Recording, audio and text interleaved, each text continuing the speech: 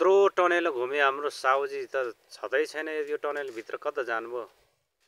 hello साउजी खोइ त कहाँ जानुभयो साउजी हेलो साउजी खोइ त साउजी त छैन क्या हो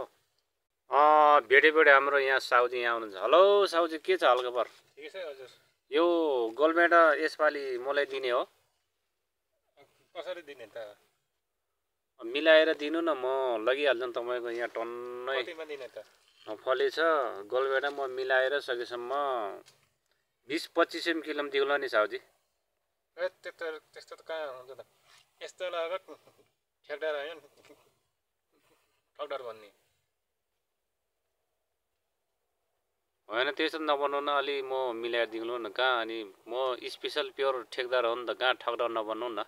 कहाँ 20-25 हजार 20-25 त 20-25 रुपियाँ किलो त कहाँ हुन्छ त त्यस्तो गरे अलि मिलाएर दिनु न तपाईँको यसपालि गोलबेडा भयङ्कर फल्दो रहेछ मलाई मिलाएर दिनु न आफूलाई त 25 रुपियाँ दिँदा मर्का पर्छ नि त कसरी मर्ग पर्नुहुन्छ तपाईँ 25 रुपियाँ किलो कहाँ मलाई त डर घाटामा डुबानमा हुन्छ त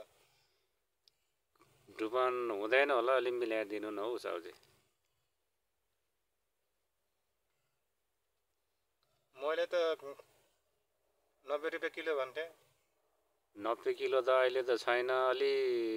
चाहिँ मिलाएर दिनु कि म तपाईँको लाम्बुलम भयङ्कर उठाउँछ कि यो जति पनि यो भएको यो जति पनि छ कता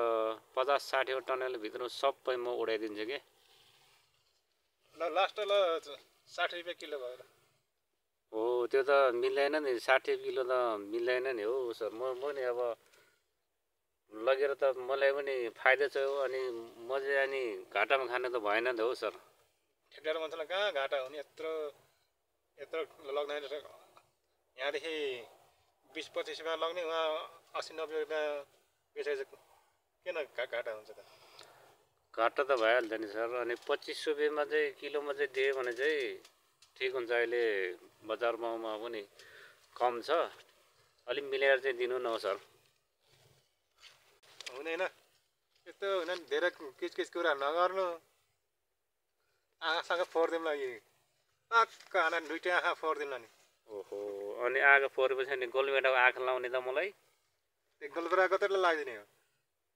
कहाँ त्यो अन्त भइहाल्छ त अनि त्यसै कहाँ 25 रुपियाँ किलो मैले कहाँ दिन्छु त